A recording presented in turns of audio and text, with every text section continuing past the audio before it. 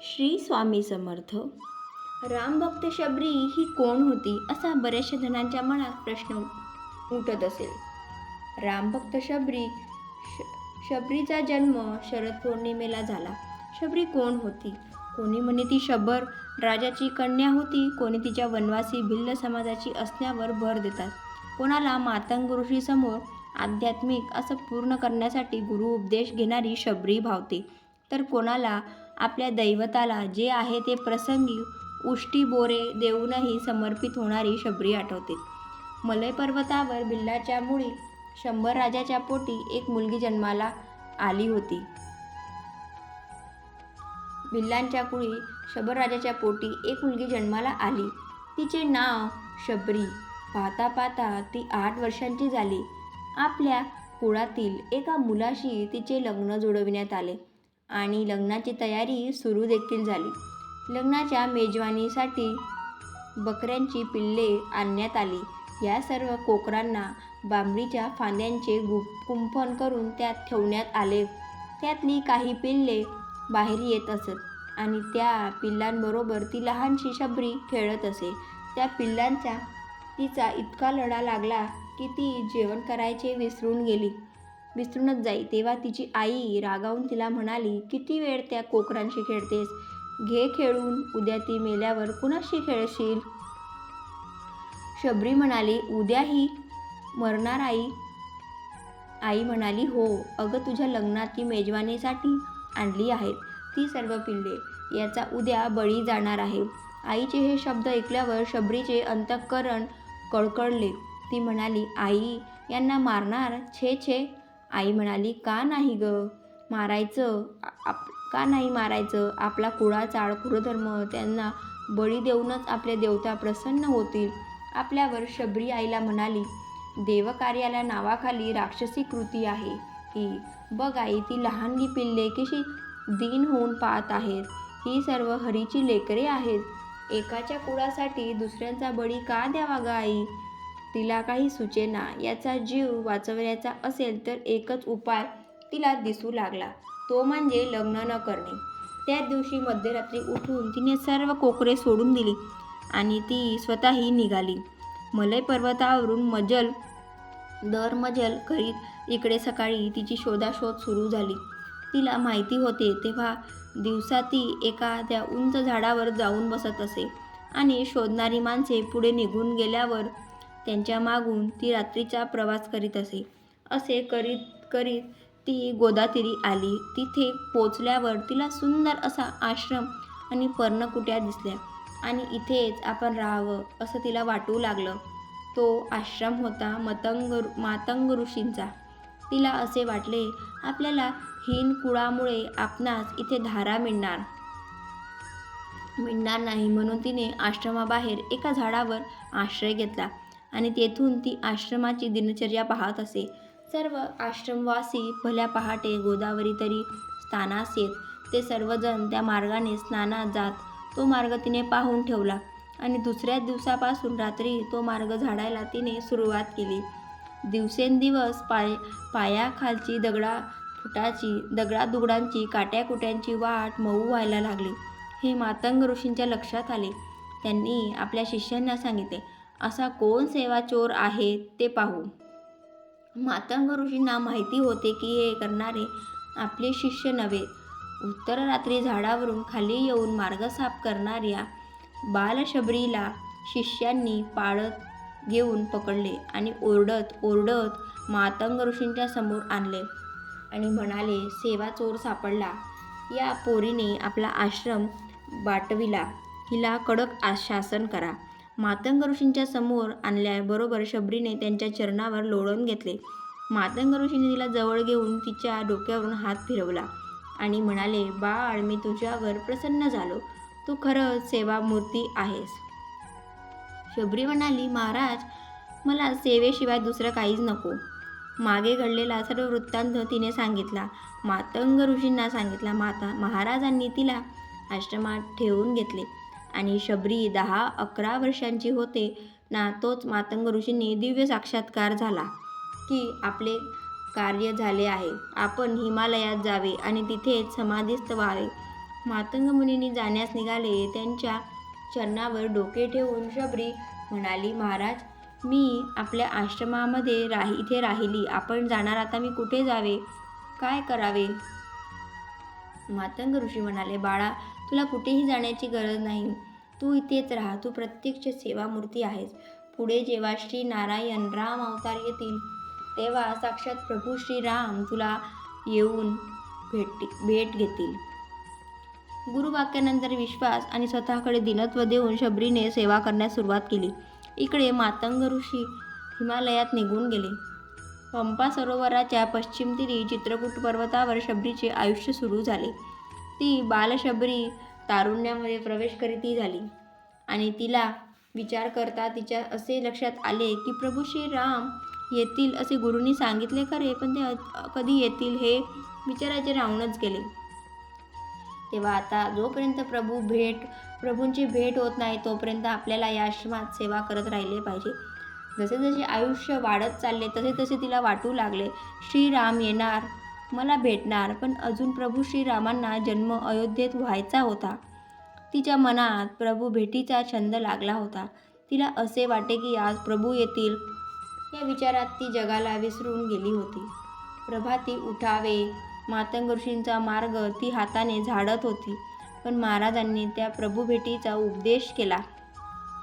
त्या प्रभू श्रीरामांचा मार्ग ती हाताने झाडत नव्हती, तर ती स्वतः केस मोकळे सोडत असे, ते पुढे घेत असे आणि कमरेत वाकून त्या सर्व केसांनी त्या आश्रमाचे सर्व मार्ग झाडून काढत असे. कमलपुष्पासन प्रभू श्रीरामांच्या चरणांना खडे टोचतील म्हणून ती त्या मार्गात त्यांना दूर काढत असे. हाताच्या जपमाळ घेऊन ती मार्गात वाट पाहत असे. उजाडणाऱ्या प्रत्येक दिवशी तिचा हा नित्यक्रम असे. दिवसामागून दिवस लोटले, वर्ष लोटली. बालवयातली शबरी तारुण्यात आली. आता आयुष्याची संध्याकाळ व्हायला सुरुवात झाली. आता तिच्या सुंदर केसांचा अंबाडा झाला. अंगावर सुरकुत्यांचे जाळे चढले, डोळे अंधू व्हायला लागले, कान बधीर झाले, शरीर थरथरायला लागले. पण रोजचा तोच नित्यक्रम आणि प्रभू भेटीची वाट पाहावी. आज येतील श्रीराम, आज नाही आले तरी उद्या येतील श्रीराम. आजूबाजूच्या तपोवनातील लोकांनी तिच्या या नित्य कार्याकडे पाहून तिला वेडी भिलीन म्हणून संबोधण्यास सुरुवात देखील केली. प्रभू श्रीराम नेमके कोणत्या दिशेने येतील हे माहीत नसल्याने ती 8ही दिशांचे मार्ग झाडत असे. आता तिचे शरीर थकायला लागले. आता तिला हाताला जपमाळ घेऊन बसतासुद्धा येईना आणि म्हणून आश्रमाच्या अंगणात श्रीरामाच्या स्वागताची सर्व तयारी करून ठेवून ती अंगणात पडून राहत असे. परंतु हातातील जपमाळ पडल्या चालू असे आणि असे हे वृद्ध जीर्ण झालेल्या शबरीचे शरीर पडलेले पाहिल्यानंतर त्या जंगलात असलेल्या कावळ्यांना असे वाटे की हे प्रेतच आहे आणि त्या कावळ्यांनी येऊन तिच्या शरीरावर टोचा मारून तिचे मांस खायला सुरुवात केली. तेव्हा त्या शबरीने त्या कावळ्याकडे दीनवाणीने पाहावे आणि म्हणावे, कागा अरे कागा,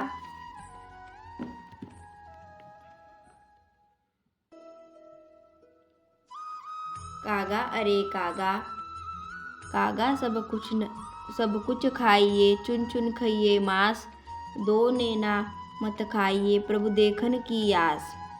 एक राम भेटीशिवाय तिला दुसरा कोणताच छंद नव्हता. तेव्हा भाव पराकोटीला पोचला. ती भगवंताला यावंच लागलं आणि भाग्याचा दिवस उजाडला.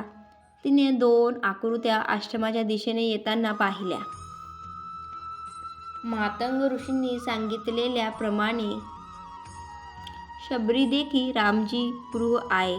सरशीज लोचन बाहू विशाला, जटा मुकुट सिर उर पर माला. या 2 आकृत्या आश्रमाच्या दिशेने येताना पाहून ती प्रेतवत झालेली शबरी खडबडून उठून बसली आणि किलकिले डोळे बारीक करून पाहते तर त्याच्यातल्या सावळ्या वर्णाच्या आकृतीच्या डोळ्यातील दयेचा सागर तिने पाहिला आणि ताबडतोब ओळखलं, हाच माझा प्रभू श्रीराम. याच्याशिवाय दुसरा राम असणं शक्य नाही. अंगात चैतन्य संचारले आणि त्यांच्या चरणावर लोटांगण घातले. पूजनाची सर्व तयारी केलीच होती, पण त्यांची गरज पडलीच नाही, कारण तिच्या डोळ्यातून वाहणाऱ्या अश्रूंच्या पुरानेच श्रीरामाचे चरण धुतले गेले. धन्य ती शबरी श्रीरामा, लागली श्रीचरणी आश्रम प्रत्यक्ष श्रीराम. माझ्यासाठी इथे आले या भावनेने ती संदिग्ध झाली होती.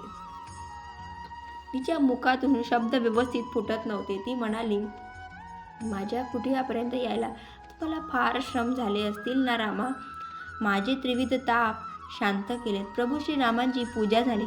प्रसाद म्हणून कंदमुळे, पक्वान्न, मधुर बोर फळे तिने त्यांच्या पुढे ठेवली आणि स्वतः ती चाकून गोड तेवढी प्रमाणात देत होती. तेव्हा सोमेंद्र लक्ष्मण शंकेने तिच्याकडे पाहू लागले. त्यावर ती म्हणाली, ही फळे उष्टी नव्हे सोमेंद्र, मी अभिमंत्रित आहेत. हात जोडून तरतर कापत ती म्हणाली आणि रामचंद्रांना विचारले, प्रभू मी आता तुमचं स्तवन कसं करावं. प्रभू श्रीराम म्हणाले, याची आता काहीही गरज नाही. ज्या भक्ती मार्गाने तू गेलीस तेव्हा आता माझे स्तवन करण्याची काहीही गरज उरत नाही. श्रीरामांनी तिला नवविधा भक्तीचा उपदेश केला. सत्संग कर, माझ्या कथेच्या ठिकाणी आनंद घे, सगळ्यांशी प्रेमाने वाग, सर्व जग विष्णुमय आहे अशी दृष्टी ठेव. अशा प्रकारे भक्तीचे 9 प्रकार सांगितले आणि भगवान म्हणाले, यापैकी एक जरी भक्ती केलीस तरी तू माझ्याजवळ येऊन पोचशील. भगवंतांच्या माता शबरीची स्तुती करायची होती, तिने ती करून दिली नसती म्हणून हा सगळा नवविधा भक्तीचा उपदेश करून झाल्यावर रामराया शबरीला म्हणतात, शबरी, या 9ही भक्ती तू केलेल्या आहेस, तू धन्य आहेस. शबरी माता म्हणाल्या, प्रभू तुमचे दर्शन होणे हेच माझ्या आयुष्याचे कार्य होते.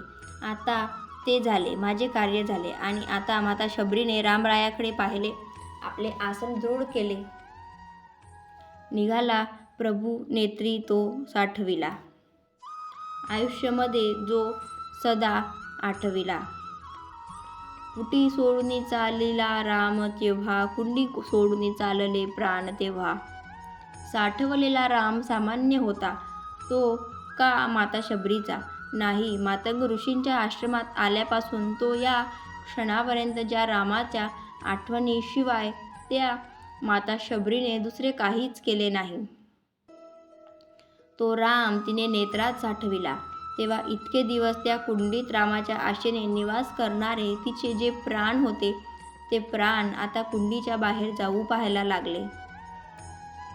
महामुनी वाल्मिकी म्हणतात की रामरायाची आणि माता शबरीची नजर एक झाली आणि माता शबरीच्या देहाच्या ठिकाणी आपणहून अग्नी प्रकट झाला आणि प्रभू रामरायांच्या देखत माता शबरीचा देह पंचमहाभूतांच्या ठिकाणी विलीन झाला.